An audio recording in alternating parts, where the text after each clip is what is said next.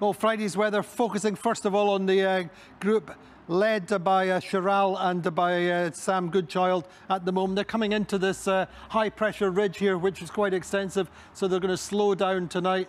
Otherwise, we're always watching the evolution of this low pressure system up to the northwest. But that's the situation just now. Boris Herman out here a little bit further out to the west. Thomas Riong also not able to maintain the same course. And then there's a little group further back, Sam Davis, Clarice Kramer and Benjamin Dutroux. So that's the static image. Let's look now at the how the routing looks. Let's say into this high pressure ridge.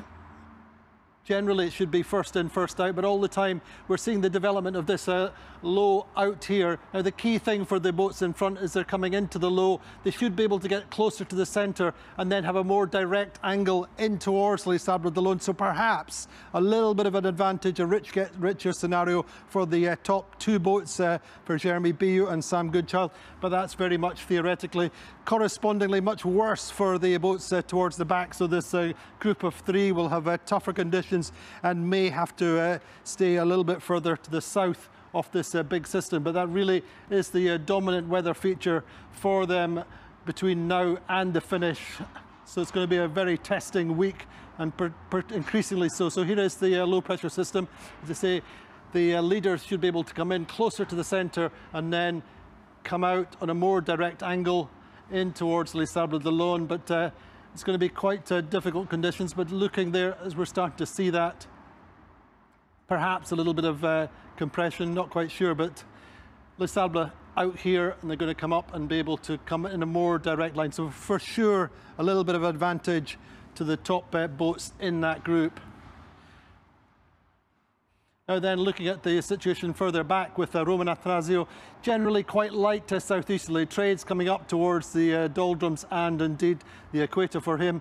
Similar situation behind, still quite light southeasterlies in general, and it's going to be fairly steady conditions, not too many problems for them, but quite an active doldrums for them.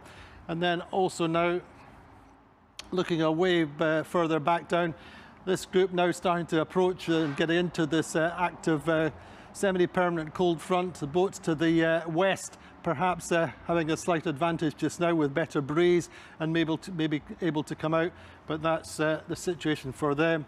And then further back, this is Ollie here, Tut Gut, coming into quite light winds. There's a big wide ridge of a high pressure, so the potential for these two boats behind catching up with him in the coming days.